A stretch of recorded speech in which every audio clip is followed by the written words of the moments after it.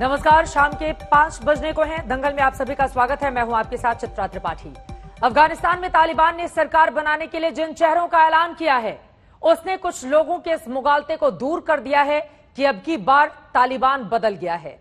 तालिबान सरकार का पीएम मुल्ला हसन एक मोस्ट वांटेड आतंकी है और तालिबान के बेहद कट्टर चेहरों में से एक है। मुल्ला हसन, सिराजुद्दीन हक्कानी और मुल्ला याकूब समेत जो 33 कैबिनेट मंत्रियों का ऐलान हुआ है, उनमें कम से कम 20 चेहरे ऐसे हैं जो अफगान तालिबान गुट और हक्कानी नेटवर्क से जुड़े हुए हैं। जिन लोगों को तालिबानी सरकार में जगह मिली है, उनमें से कुछ ग्वांटनामो बे जेल के सजायाफ्ता भी हैं। तालिबान की सरकार पर पाकिस्तान की आईएसआई की छाप साफ साफ दिखाई दे रही है। हक्कानी नेटवर्क की तालिबान सरकार में जोरदार पकड़ दिख रही है। तालिबान सरकार बनते ही महिलाओं की खेलकूद पर पाबंदी जैसे फरमान आने भी शुरू हो चुके हैं। इसलिए आज दंगल में पूछेंगे, क्या आतंकवाद के मसले पर दुनिया की हार नहीं, आतंकी चलाएंगे अफगानिस्तान? इस मुद्दे पर चर्चा की शुरुआत हम करें, उसके पहले यह रिपोर्ट देखिए।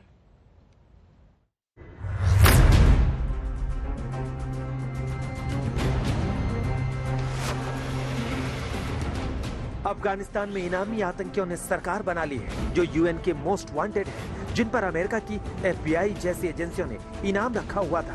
वो अब अफगानिस्तान की सरकार चलाएंगे। मिली अफगानिस्तान के नए रईस उल वज़ारा यानी प्रधानमंत्री मुल्ला हसन नखुन से। अमेरिका पर अलकायदा की ओर से किए गए 9/11 हमले के दौरान मुल्ला हसन टॉप तालिबानी नेता था। बतौर कमांडर इसी की देखरेख में बामियान में बुद्ध की प्रतिमा को ध्वस्त किया गया था। क्या खूब प्रधानमंत्री है अफगानिस्तान का, जो यूएन की प्रतिबंधित लिस्ट में मोस्ट वांटेड आतंकी के तौर पर शुमार है, क्योंकि यह तालिबान के संस्थापक मुल्ला उमर का सहयोगी और सलाहकार भी रह चुका है। मुल्ला हसन नखुन प्रधानमंत्री के तौर पर एक कॉम्प्रोमाइज्ड कैंडिडेट है। कंधारी और हक्कानी नेटवर्क वाले तालिबानी आपस में प्रधानमंत्री पद को लेकर लड़ पड़े, गोली तक चल गई थी। हक्कानी को हिब्बुल्लाह कुन ज्यादा मंजूर नहीं था। तालिबानी सरकार के दूसरे मोस्ट वांटेड आतंकी पर गौर कीजिए।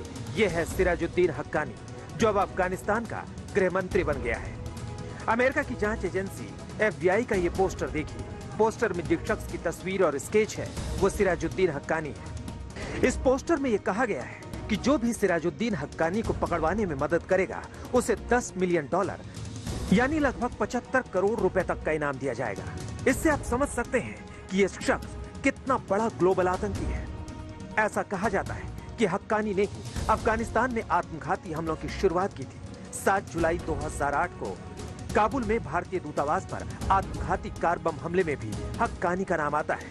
इस हमले में 58 लोगों की मौत हुई थी। 2008 में ही अफगानिस्तान के तत्कालीन राष्ट्रपति हामिद करजई की हत्या की साजिश में भी वो वांटेड है।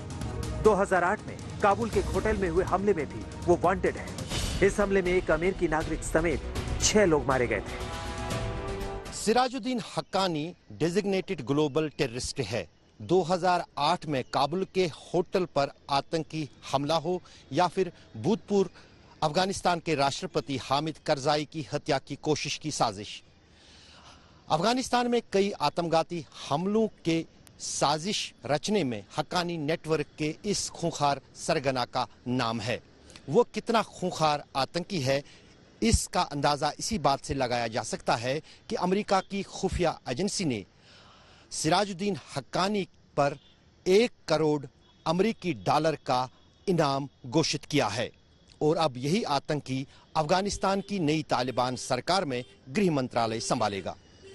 अफगानिस्तान की नई सरकार में रक्षा मंत्री का ओहदा भी आतंक के बड़े चेहरे के जिम्मे होगा। तालिबान संस्थापक मुल्ला उमर का बेटा और तालिबान के मिलिट्री कमीशन का चीफ मुल्ला याकूब को रक्षा मंत्री की जिम्मेदारी दी गई है। तालिबान का राजनीतिक चेहरा रहा मुल्ला बरादर डिप्टी पीएम बना है, जबकि दोहा में भारतीय राजदूत दीपक मित्तल से संपर्क करने वाला शेर मोहम्मद अब्बास स्टैनिकजई उप विदेश मंत्री बनाया गया है।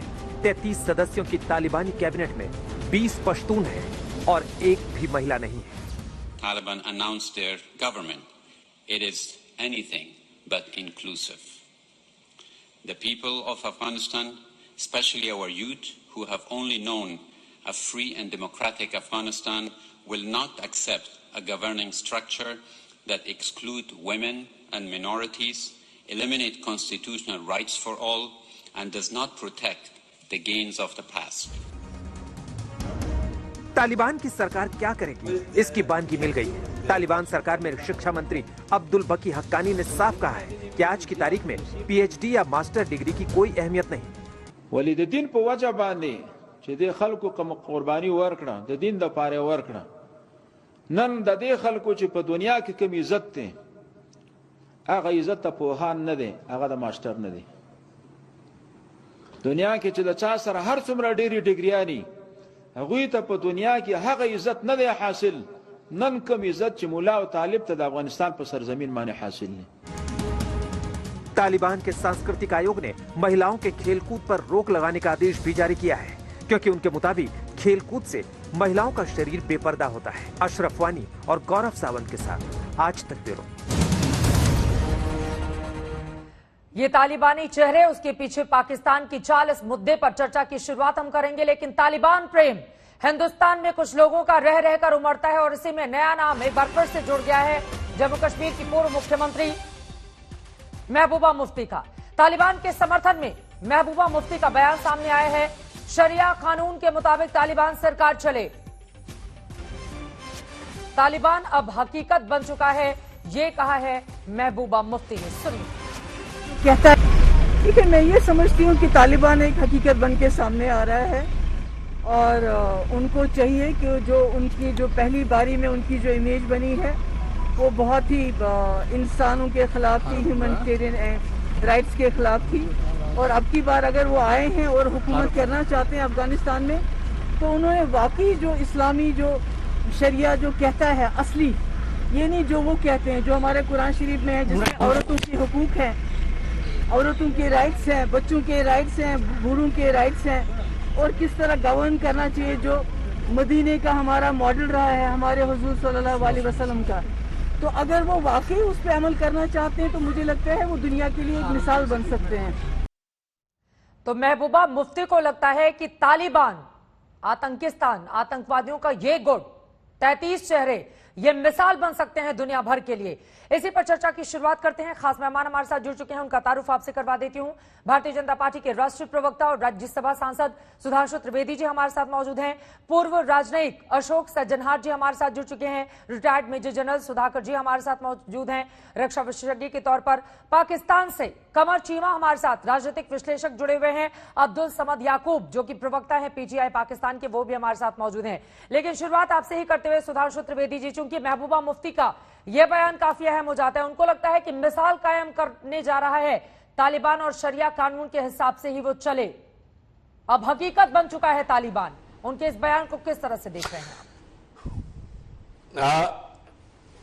देखिए, महबूबा मुफ्ती और उससे पहले फारूक अब्दुल्ला साहब जिस ढंग से बोल चुके हैं, इसमें कोई बहुत आश्चर्य की बात नहीं है। महबूबा मुफ्ती तो चाइना के भी फेवर में बोल चुकी थी कि चाइना आ जाएगा तो उसके बाद वो हमें 370 हटा देगा। मगर अफसोस की बात यह है कि जिस ढंग के ऐलान तालिबान ने किए और जिस ढंग की उनकी पिछली इतिहास रहा है, जो हिस्ट्री रही है, इसके बावजूद जो एक वाजिब आवाज उठनी चाहिए थी तालिबान की इस ढंग की बातों के खिलाफ, कम से कम मुस्लिम समाज में से बात आनी चाहिए थी कि भाई शरिया का ये इंटरप्रिटेशन नहीं है जो कर रहे हैं, वो कहीं दिखाई नहीं पड़ा। बल्कि गाहे बगाहे उनका समर्थन, गाहे बगाहे उनकी हौसला अफजाई, इस ढंग की चीजें दिखाई पड़ रही है। ये अपने आप में बहुत चिंता का विषय है। और महबूबा मुफ्ती का इस प्रकार का बयान देना, चूंकि वो पूर्व में भी वो अलगाववादियों के पक्ष में बोलती रही हैं, इसी कारण से एक स्टेज ऐसी आई कि हम लोगों ने भी प्रयास किया था, परंतु अंततः हमें वो छोड़ना पड़ा और प्रधानमंत्री जी को भी बोलना पड़ा कि हाँ, हम मानते हैं कि वो हमारा गठबंधन महामिलावट था, ईमानदारी से उन्होंने बोला। इसलिए आज की स्थिति चिंताजनक है। एक बात मैं जरूर कहना चाहूंगा चित्रा जी, कि अब जिस प्रकार की सरकार वहां पर काबिज हो गई है, उसके बाद जो वहां पर आतंकवादी तत्व होंगे, उनके लिए तो हिंदी की जो एक प्रसिद्ध कहावत है ना कि सैया भय कोतवाल अब डर काहे का, तो अब तो उनका सारा डर खत्म हो जाएगा, क्योंकि सब वही लोग आके सत्ता में बैठ गए हैं। तो उसके बाद क्या होगा, ये सोचने की बात है। हां, एक पॉइंट में और जरूर थोड़ा सा आपको लगेगा विषयांतर में जा रहे हैं। जो तालिबान ने हुक्म दिया कि 8 साल से ऊपर की बच्चियों को बाहर नहीं निकलना चाहिए, ढक के निकलना चाहिए, और अभी कहा कि आपके इस प्रोग्राम में दिखाया गया कि डिग्री की कोई वैल्यू नहीं है, बिल्कुल यही यही वो कारण था कि भारत, जो कि दुनिया में सबसे अधिक जगत गुरु था, पढ़ा लिखा देश था, जहां महिलाएं सबसे अधिक आगे थी प्राचीन काल में। सोचिए जब 21वीं सदी का साइबर एज के में ये लोग ये दिखा रहे हैं और शरिया के इंटरप्रिटेशन पे बाएं दाएं कर रहे हैं, तो 1000 साल पहले और 500 साल पहले मिडिवल एज में क्या होता होगा। इसीलिए मजबूरी में चाहे बाल विवाह हो, पर्दा प्रथा हो, सब इस कारण से आई थी भारत में। कम से कम आज की युवा पीढ़ी को यथार्थ देख के समझना चाहिए। और जो कह दिया कि पढ़ाई लिखाई कोई मतलब नहीं, यही उस जमाने में रहा होगा। सारे इंस्टीट्यूशंस खत्म, सारे स्कूल डीरिकॉग्नाइज, अब जो हम कहेंगे वो पढ़ना पड़ेगा। तो एक ये भी हमें समझ में आना चाहिए। और अगर ऐसे तालिबान का समर्थन कोई करता है तो यकीनन उसके ऊपर भी सवाल खड़े होंगे। जाहिर तौर पर अगर महिलाएं अपनी आजादी की बात करती हैं, वो अपने अधिकार मांगती हैं, तो फिर उनको कोड़े मारे जाते हैं, पत्थर बरसाए जाते हैं। इस तरह का रूप भी तालिबान का हम देख चुके हैं। लेकिन अशोक सज्जनहार जी, उसके बाद मैं पाकिस्तान के मेहमानों के पास चलूंगी, सीधे आपके पास आते हुए, चूंकि एक से एक नमूने भरे हुए हैं। जो 33 लोगों की लिस्ट सामने आई है, प्रधानमंत्री से लेकर यानी कि टॉप से लेकर बॉटम तक सब के सब आतंकवादी रहे हैं, टॉप लिस्ट में शामिल रहे हैं, कुछ पर तो बैन है। आतंकवादियों की सरकार को अशोक सज्जनहार जी हिंदुस्तान किस नजरिए से देखेगा?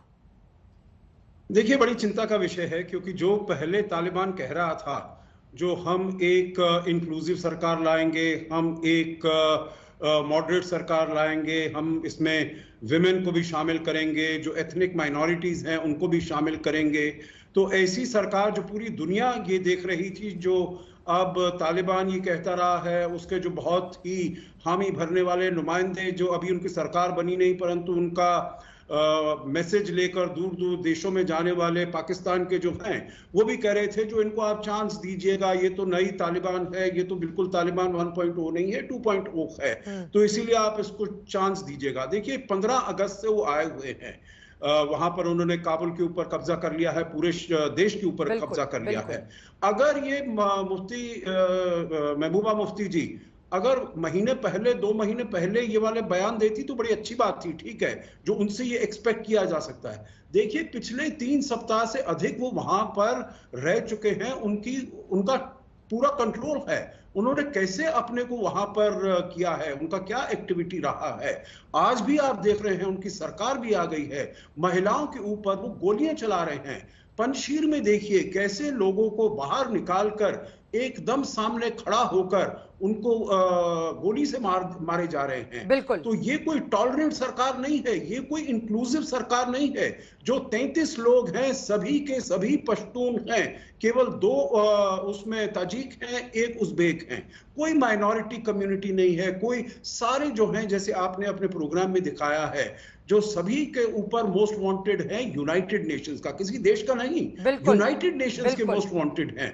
तो इसीलिए इनसे कुछ उम्मीद रखना, और जिस प्रकार से, मैं आखिरी शब्द यही कहूंगा चित्रा जी, जिस प्रकार से वहां के जो DGISI पाकिस्तान के फैज हमीद वहां पर बैठे हुए हैं, जैसे गवर्नर जनरल बनकर वहां पर आ गए हैं, जो मैं तो यहां पर पीस और सिक्योरिटी इस्टेब्लिश करने आया बिल्कुल। तो ये तो अपनी आजादी को उन्होंने धरोहर रख दिया और है। कहा जा रहा है कि ISI के चीफ की ओर से तो पूरा खुला समर्थन दिया गया, यहां तक कि बहुत सारे चेहरों को लेकर भी बड़े उत्साह के साथ पाकिस्तान आगे बढ़ता रहा। कमर चीमा और बाकी हमारे साथ मेहमान जुड़े हुए हैं, उनके पास में चलूंगी, अब्दुल समद याकूब के पास, लेकिन उसके पहले जरा एक बार फिर से मेजर जनरल सुधाकर जी मैं आपके पास आऊंगी और एक बार फिर से वो तस्वीरें दिखाइए जिसके जरिए हम समझे कि प्रधानमंत्री से लेकर गृह मंत्री किस तरह से मोस्ट वांटेड है। करोड़ों रुपए का ऐलान किया गया है इन लोगों के ऊपर, और जरा सोचिए ये अब अफगानिस्तान की सरकार चलाएंगे और हिंदुस्तान में कहा जा रहा है कि ये लोग अब हकीकत बन चुके हैं।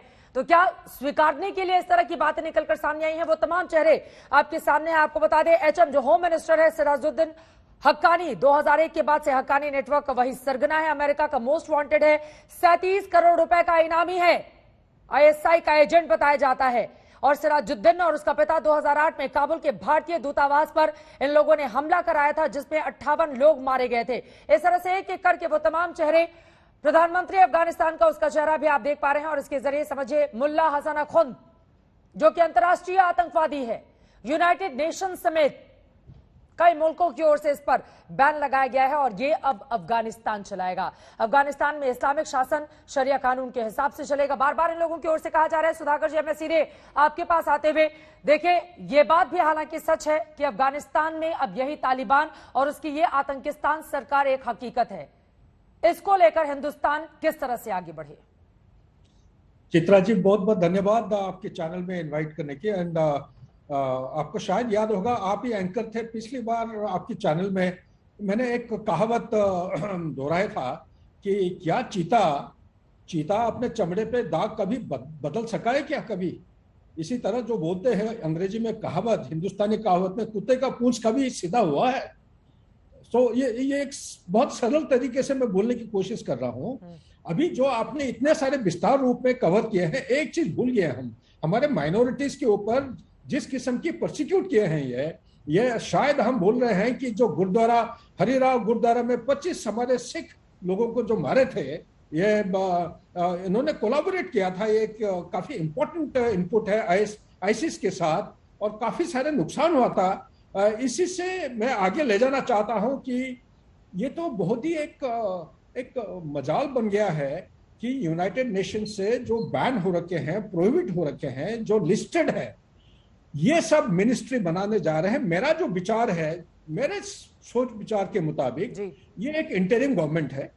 ये बहुत जल्दबाजी, आपका शायद पता होगा पिछले हफ्ता शुक्रवार को ये आपस में काफी मुठभेड़ हुआ है, मारामारी हुई है। बिल्कुल, बिल्कुल। हमें मालूम है कि 17 इनके जो कार्डर्स है, इनकी डेथ हुई है। अखुनजादा साहब को चोट लगा है, बरदरा साहब को भी चोट लगा था, और आज के दिन में इनको एक एक स्टेप नीचे रेलीगेट किया गया है। जो स्थान देना चाहिए था वो नहीं दिए हैं।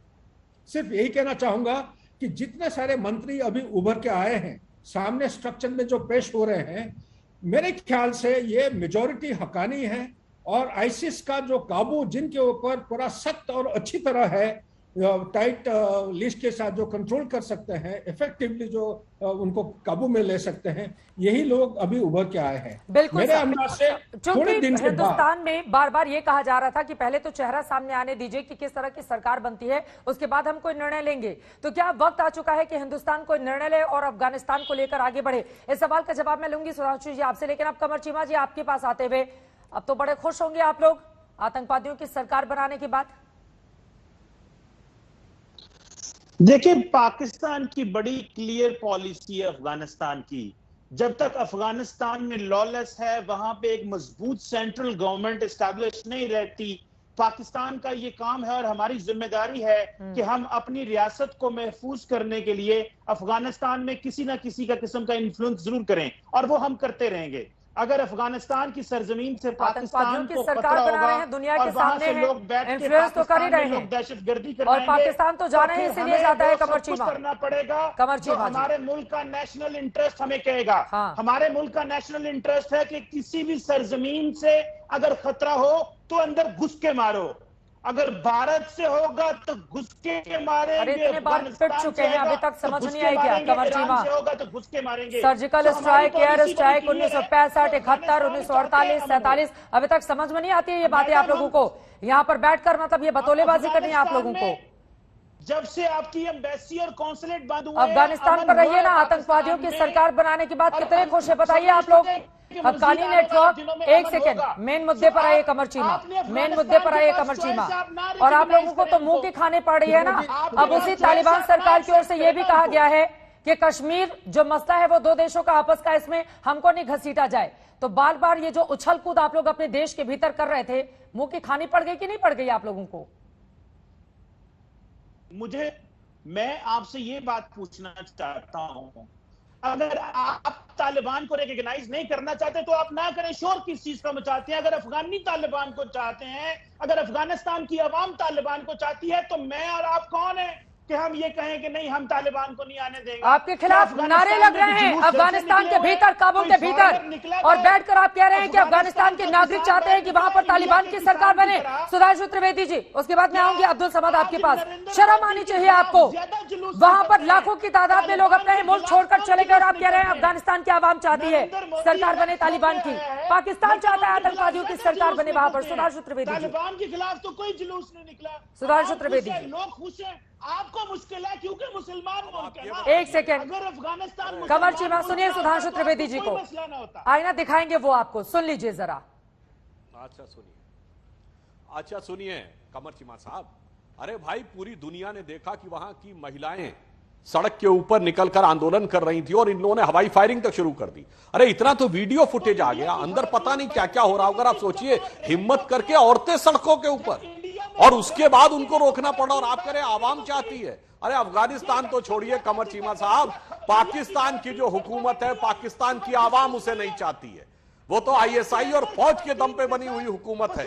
मेरा दावा है कि यदि ईमानदारी से चुनाव हो जाए पाकिस्तान में, तो ये जितनी भी मिलिट्री बेस तंजीमें हैं, जो मिलिट्री के आपकी फौज की बैकअप से चलती हैं, सब हैसियत में आ जाएंगी। क्योंकि एक बार उनकी बात सुन लीजिए कमर चीमा, उसके बाद बोलिएगा। एक बार उनकी बात सुन लीजिए, लगातार बोलेंगे तो आपकी आवाज सुनाई नहीं देगी। एक बार सुनिए सुधांशु त्रिवेदी जी को। आपके खिलाफ वहां पर महिलाएं सड़क पर हैं, वो नारेबाजी कर रही हैं, पाकिस्तान गो बैक के नारे लग रहे हैं, और यहाँ पर आप आके अपने गुनाहों को पर्दा डालने की कोशिश कर रहे हैं। आपको दिखाई नहीं दे रही वो महिलाएं? कल हमारे चैनल पर बैठकर वहां की महिलाएं पाकिस्तान के ऊपर ब्लेम करती हैं, और यहाँ पर बैठकर आप लोग पर्देदारी की कोशिश कर रहे हैं। एक सेकंड सुधांशु जी को बोले दीजिए, उसके बाद कमर चीमा में आऊंगी, अब्दुल समद जी मैं आपके पास भी आऊंगी। एक बार सुनिए, पहले सुधांशु जी को सुनिए। आप बोल रही है भाई, इतना जोश और जुनून में काहे बोल रहे हैं भाई? बोले एक मिनट, अब मैं बोल लूं? एक मिनट कमर चीमा साहब, बहुत संक्षेप में बोले दे रहा हूं। देखिए, अभी कमर चीमा जी ने कहा कि अफगानिस्तान में जब तक सेंट्रली कंट्रोल्ड लीडरशिप नहीं आ जाती है, तब तक उसको अपनी रियासत को महफूज रखने के लिए। जनाब, अफगानिस्तान वो है जहां पर सबसे फेमस खेल क्या होता, बुजकशी। वहां रूस गया, 10 साल में उसकी जो इज्जत का फालूदा बना के बुजकशी हो गई। उसके बाद अमेरिका की इज्जत की बुजकशी हो गई। पाकिस्तान की तो बिसात क्या है, जो बीच में जाकर ये कह रहा है कि हम ठीक कर देंगे। अभी देखिए चाइना आया है, चाचा जीपिंग देखिएगा उनकी वहां पे क्या हालत होती है। अब उसका मैं आधार बता रहा हूं, क्यों मैं ऐसा कह रहा हूं, हवा में नहीं कह रहा हूं। ये जो आप कट्टरपंथी तंजीमें खड़ी कर लेते हैं ना, जो बंदूक के दम के ऊपर पावर पाती है, ये कोई डेमोक्रेटिक प्रोसेस से पाती नहीं है। सबको पता होता है, जिसके पास बंदूक उसके पास पावर। जो हिंदी में कहावत है, जिसकी लाठी उसकी भैंस। तो लाठी छीनने के लिए इतने लठ बजने लगते हैं कि कुछ ही समय के बाद आप देखते हैं 2 फैक्शन 3 फैक्शन, वरना 2-2 डिप्टी प्राइम मिनिस्टर क्यों बनाने पड़े। अभी तो यह आगाज है जनाब, अभी देखिएगा अंजाम कहां तक पहुंचेगा। अभी तो रात है इतनी मत वाली, सुबह का आलम क्या होगा देखिएगा। आखिर में इतने फ्रैक्शंस आ जाते हैं कि आपके लिए मुश्किल होगा, सबसे ज्यादा मुश्किल पाकिस्तान के लिए होगा कि वो किस फैक्शन को अपना मानेगा और किसको पराया मानेगा, किसको डांटेगा और किसको बांटेगा। ये तो पाकिस्तान के लिए बहुत बड़ी समस्या आने वाले समय में। आप लोग हैं और आईना साफ करने की कोशिश करते हैं, खुश हो रहे हैं तालिबान की आतंक के साथ सरकार पर। आप लोग आप बोले, फिर मेरी बारी में ना बोलिएगा। बोलिए बोलिए, बुलाया तो बोलने के लिए बुलाया। आपकी बड़ी आपको तकलीफ हो रही है, बड़ी आपको दुख पहुंच रहा है कि जी वो कैबिनेट बना दी उन्होंने, वो जनाब ये यूएन टेरर ये डेजिग्नेटेड। और जब ये इनकी नॉर्दर्न अलायंस की अशरफ गनी की रजीम थी, गुंडे उचक्के वार लॉर्ड्स, जो जितना बड़ा गुंडा होता था वार लॉर्ड होता था, वो उतनी बड़ी मिनिस्ट्री लेके जाता था, तब आपको तकलीफ नहीं होती थी। तब जो ये सोवियत के खिलाफ लड़े थे, ये सारा अफगानिस्तान पे कब्जा माफिया, ये हेरोइन फरोश, ये ड्रग्स डीलर, ये सारे उसके हिस्सा थे। और अशरफ गनी कौन था? जो अमेरिका से इंपोर्ट किया गया था। और ये कौन था? एनडीएस का ये स्पाई, ये जो वाइस प्रेसिडेंट था, वो तब सब आपको ठीक लगते थे। क्योंकि अब जो अच्छा ये कौन है, ये क्या तकलीफ है आपको इनसे कि ये यूएन टेरर डेजिग्नेटेड टेररिस्ट हैं। इनमें जो गुलबदीन हिकमत यार था, जिसने अमरीकी मारे, जिसने उसामा बिन लादेन को सेफ पैसेज दिया तोरा बोरा से, वो अशरफ गनी के मुकाबले में इलेक्शन लड़ा है। उसको आपने वहां से लिस्ट से, यूएन टेरर लिस्ट से निकाला है, उसको आप मेन स्ट्रीम पॉलिटिक्स में लाए हैं, उसको आपने इलेक्शन लड़वाया है, वो इलेक्शन जीत नहीं सका। ये है वहां की, यानी कि अगर वो यूएन, क्या आप कहते हैं कि जी ये यूएन डेजिग्नेटेड, एक सेकंड सुनिए, यूएन डेजिग्नेटेड नहीं मानते आप यूनाइटेड नेशन को? आखिरी बात, नहीं मानते हैं आप? नहीं मानते हैं कि नहीं मानते हैं? आखिरी बात मत कीजिए, अभी तो शुरुआत हुई है साहब। यूनाइटेड नेशन को मानता है पाकिस्तान, नहीं मानता है? बताता हूँ आपको, पीटीआई के प्रवक्ता हैं, आप बताइए मानते हैं नहीं मानते हैं? और आपको लगता है कि अगर यूनाइटेड नेशन किसी को आतंकवादी घोषित करता है तो उसको गंभीरता से लेने की जरूरत नहीं है, क्योंकि आतंकवादी तो पाकिस्तान का दोस्त है भाई। अब आप इसका जवाब ले लें। एक्सपोज होते हैं इस तरह की भाषा बोलकर आप लोग। फिर आप डिबेट कर ले। 780 लोगों को ग्वांटानामो बे में डिटेन किया आपने। 780 लोगों में सिर्फ 16 ऐसे लोग थे जो कन्विक्ट हुए, चार्ज हुए, बाकियों को सारों को छोड़ दिया आपने। वो तो कोई कन्विक्टेड नहीं है, उस पर तो कोई चार्जेस नहीं है। चलिए सुधांशु जी कुछ बोलना चाह रहे हैं, ब्रेक के बाद में फौरन। सुधांशु जी आपकी बात हो जाए पहले। वो कह रहे हैं यूनाइटेड नेशन को गंभीरता से लेने की जरूरत नहीं है। अभी याकूब साहब ने बोला नहीं, मैं तो सिर्फ एक बात कहता हूं, गुलबुद्दीन हिकमत यार कोई बकौल इनके तोरा बोरा की पहाड़ियों से सेफ पैकेज देकर ओसामा बिन लादेन को आने दिया। आने कहां दिया जनाब, आप ही के यहां आके तो पाकिस्तान में महफूज मुकाम पे जलवा फरोश हो गए, और इसीलिए हर दहशतगर्द आपको अपना जानशी नजर आता है।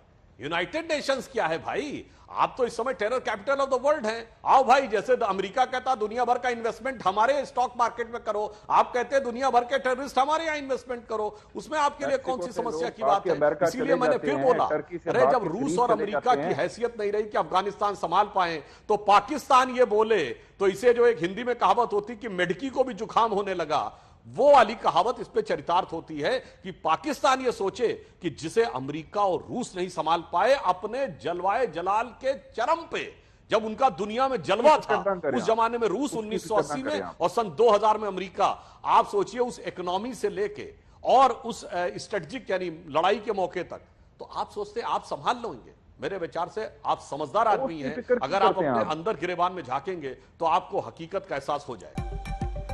बंदूक के बल पर अपने लोगों का दमन करके बनाई गई सरकार को आतंकी सरकार दुनिया भर के लोग कह रहे हैं तालिबान को लेकर, लेकिन पाकिस्तान फूले नहीं समा रहा। फिलहाल एक एक करके चेहरे जानिए। मुल्ला याकूब तालिबान संस्थापक मुल्ला उमर का बेटा है, तालिबान का ये रक्षा मंत्री है जो आतंक का ठेकेदार है, तालिबान के मिलिट्री कमीशन का चीफ रह चुका है। इन तमाम चेहरों के जरिए आप दरअसल समझ पाएंगे कि आतंकियों की सरकार किस तरह से तालिबान ने बनाई है अफगानिस्तान के भीतर। गृह मंत्री ग्लोबल आतंकी के तौर पर सिराजुद्दीन हक्कानी की पहचान है। अमेरिका के FBI ने सिर पर $1 करोड़ का इनाम रखा हुआ है। सिराजुद्दीन हक्कानी पर पाकिस्तान के ISI के इशारे पर काम करने वाला ये शख्स है जिसका चेहरा इस वक्त आप देख रहे हैं, ये गृह मंत्री है। मुल्ला हसन अखुंद, अफगानिस्तान में इस्लामिक शासन शरिया कानून के हिसाब से चलेगा। मोस्ट वांटेड PM अखुंद का यह पहला बयान सामने आया है।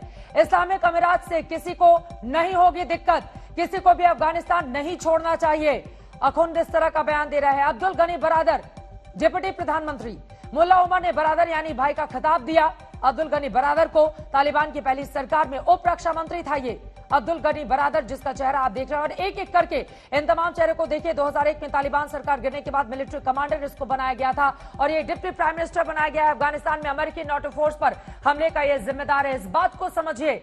और हमारे ही वहां एक महिला हाशिमा अफगानिस्तान की आई हुई थी, उनकी आंख को चाकू से तालिबान ने निकाल लिया था।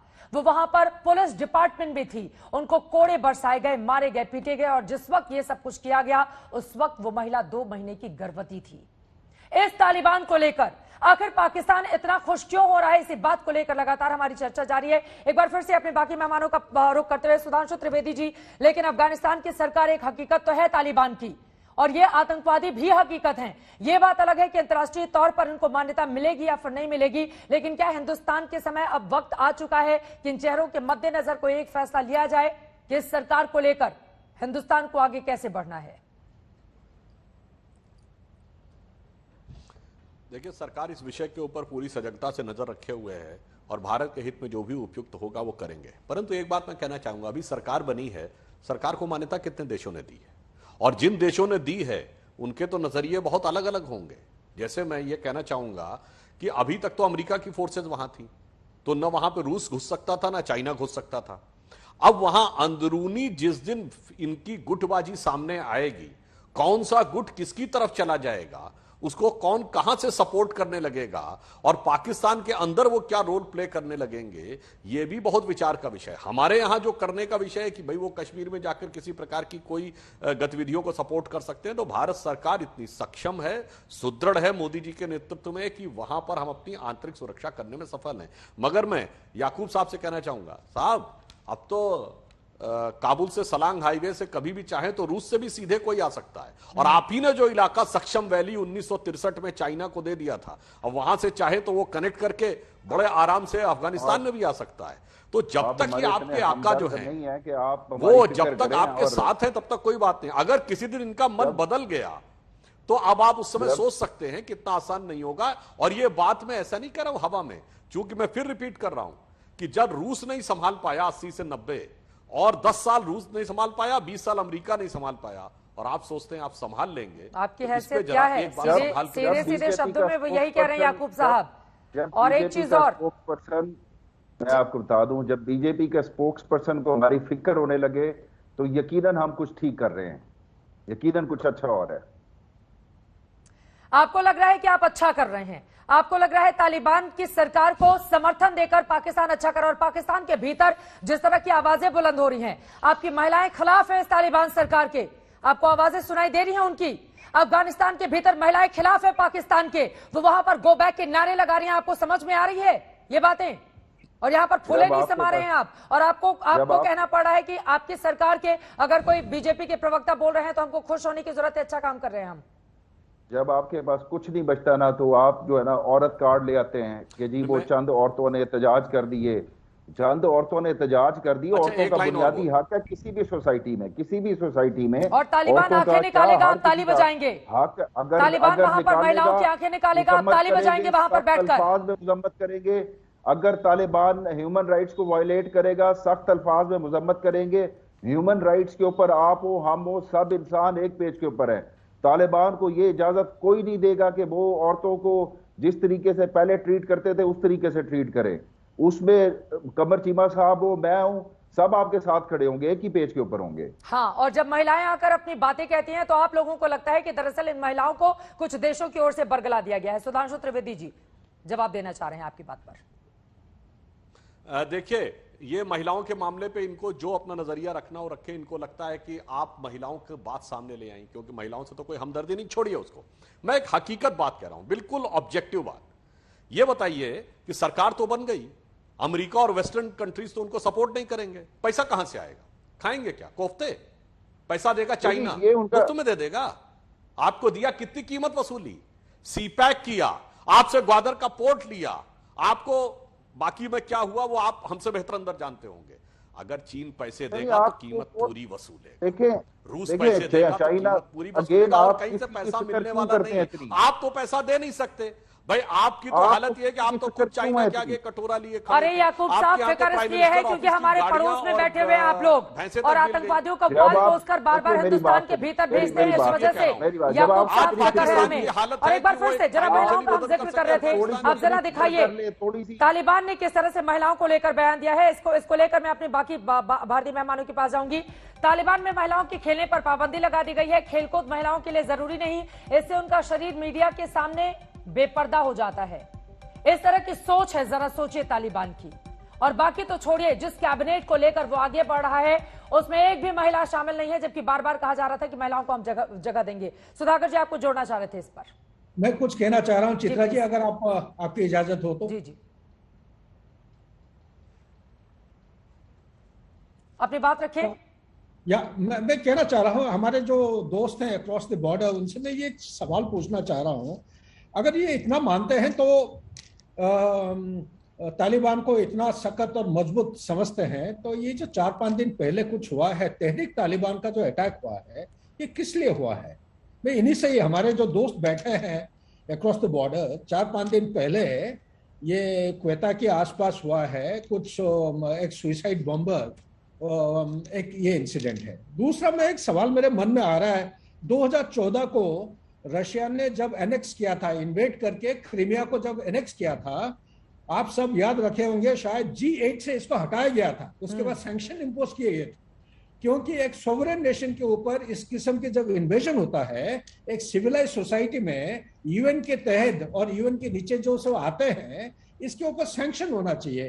तो ये पाकिस्तान को किसने इजाजत दिया था कि अफगानिस्तान के अंदर घुस के पंजश्री का जो लड़ाई है, वहां पे हमारे उनके जो कम्बैट एयरक्राफ्ट है, अपने सोल्जर्स, एसएसजी के जो फोर्स कमांडर हैं, एक थिएटर कमांडर, इनको सबके अंदर ले जाके ये पूरा तालिबान को सपोर्ट किए थे? ये किसने ऑथराइज किया था? मैं ये सवाल पूछ रहा हूँ। जवाब देना चाह रहे हैं। बेगानी शादी में पाकिस्तान दीवाना, और शुरू से रहा है यही चरित्र पाकिस्तान का। कमर चीमा जी, अंतरराष्ट्रीय लेवल पे ये किस किस्म की इजाजत, क्या यूएन इसको देख ले रहा है? क्या हम सब नहीं देख रहे हैं? तो ये सवाल क्यों नहीं पूछा जा रहा है पाकिस्तान से? आपको इसकी किसने आपने हुक्म दिया है, किसने इजाजत दिया है? बोले। तीसरा सवाल मैं पूछना चाह रहा हूं, जो दूसरों के लिए खड्डा खुद किए, हमारे लिए कोई पंजा लगाने की कोशिश कर रहा है, उसी खड्डे में आप ये पूरा निश्चिंत रहिए, आप हमारे खिलाफ कुछ करने से पहले खुद ही उस खड्डे में आप घुस जाएंगे, जिस तरह सुधांशु ने बताया। खुद ही गिरेंगे खड्डे में। कमर चीमा, ऑडियो म्यूट है, ऑडियो म्यूट है आपकी। स्क्रीन पर ऑडियो म्यूट है, उसको ठीक कीजिए कमर चीमा। अशोक सज्जनधार जी, तब तक मैं आपका कमेंट लेना चाहूंगी। मैं जवाब दे देता हूँ। देखिए वहां पर वो ऐसे दखल अंदाजी कर रहे हैं, जैसे मैंने बताया, जो फैज हमीद DGISI वहां पर वो गए जैसे गवर्नर जनरल हैं, और उनकी आप बॉडी लैंग्वेज देखिए, एरोगेंस देखिए, कहते हैं मैं यहाँ पर पीस और स्टेबिलिटी रिस्टोर करने आया हूं। भाई आपको किसने अधिकार दिया है? आप तो एक खुफिया एजेंसी के चीफ हो और आप यहां पर पहुंच गए हो और आप कहते हो जो मैं यहां पर, और आप शांत रहिए, सब ठीक हो जाएगा। तो मतलब ये वहां से आकर ये कहने वाले कौन होते हैं? चित्रा जी अगर आप इजाजत दे, देखिए दो इन्होंने ये जो आपके पाकिस्तान से पैनलिस्ट हैं, उन्होंने कहा था जो अशरफ घनी को वहां से लेकर आए। देखिए अशरफ घनी तो एक reputed respected world bank economist हैं। ऐसी बात नहीं है जो भाई वो कहीं पर कोई आतंकी गन्स चला रहे थे या कहीं पर ऐसे थे उनको वहां उठा कर ले आए। तो मतलब आप, उन्होंने पहले कहा वो UN को नहीं मानते हैं, अब वो वर्ल्ड बैंक को भी नहीं मानते हैं। वर्ल्ड बैंक के में इनके अपने लोग थे काफी, महबूबुल हक वगैरह वगैरह। उसके बाद अशरफ घनी वहां पर इलेक्शन लड़कर आए थे, इलेक्शन से उनको वहां पर राष्ट्रपति बनाया गया था। अब ये भी कह सकते हैं जो साहब वो तो इलेक्शन ऐसे ही था, फर्जी इलेक्शन था। परंतु देखिए केवल अफगानिस्तान में फर्जी इलेक्शन नहीं होता, पाकिस्तान में आप अपना इलेक्शन देख लीजिएगा। आपके प्रधानमंत्री को वो इलेक्टेड प्राइम मिनिस्टर नहीं कहते हैं, उसको सिलेक्टेड प्राइम मिनिस्टर कहते हैं। तो देखिए जो दूसरों के ऊपर पत्थर मारने का प्रयास करता है उसका अपना घर शीशे का नहीं होना चाहिए। आपका तो घर चारों तरफ से शीशे का है। और आप ये याद रखिए, जो आप अफगानिस्तान के ऊपर कर रहे हैं, ये सोचकर जो हमारी रियासत के ऊपर ये खतरा है, सबसे ज्यादा मुश्किलात आपको ही आने वाली है अगले दिनों में, चाहे वो ड्यूरांड लाइन पर हो, चाहे वो तहरीक तालिबान पाकिस्तान में हो, जो भी हो, सभी से ज्यादा। अभी तो आप खुशियां मना लें, 2 दिन की खुशियां हैं आपकी, उसके बाद जो होने वाला है उसको आप सिर पकड़कर रोते रहेंगे। 4 दिन की चांदनी, फिर अंधेरी रात पाकिस्तान के लिए यही होगा। और जिसके घर शीशे के होते हैं वो दूसरों पर पत्थर नहीं फेंकते। मेरे पास वक्त की इतनी इजाजत देता है। क्लोजिंग कमेंट सुधांशु त्रिवेदी जी आपका। फिर भारत के लिए तो पहले ही पाकिस्तान एक बड़ी चुनौती था यही पड़ोस में, अब वहां आतंकवादियों की सरकार बन गई। इस चुनौती से कैसे निपटेगा हिंदुस्तान?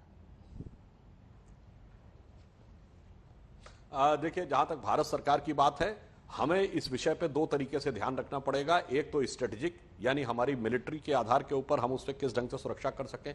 दूसरा एक आइडियोलॉजिकल एस्पेक्ट, क्योंकि हमारे यहाँ कुछ लोग पॉलिटिकली अब बयान देने की कोशिश करते हैं, मुझे नहीं लगता उनको समर्थन मिलेगा। हाँ, एक बात जरूर मैं एक और कहना चाहूंगा कि भाई पाकिस्तान को अगर ये लगता है कि वो अफगानिस्तान के अंदर जाकर उसको कुछ संभाल सकता है, तो किसके आधार पर? खुद जो उधार के दम पे चल रहा है वो अगर जाकर ये कहे कि हम दूसरे को कोई संभाल लेंगे, तो इस पे वही कहावत याद आती है कि घर में नहीं है दाने और अम्मा चली भुनाने। अरे हथियार से लेके और एक एक पैसा तक, अनाज तक आपका उधार पे चल रहा है, तो आप अफगानिस्तान पे किस बात का जो है वो उपहार देने जाएंगे? ये मेरे विचार से समझ से बाहर है। और मुझे लग रहा है कि हमारे तीनों ही मेहमानों की बातों से आप दोनों पाकिस्तान के जो मेहमान जुड़े हुए हैं, आपको सबक मिल गया होगा और समझ भी थोड़ी आई होगी कि अगर आप दूसरों के लिए गड्ढे खोदेंगे तो उसमें खुद गिरेंगे।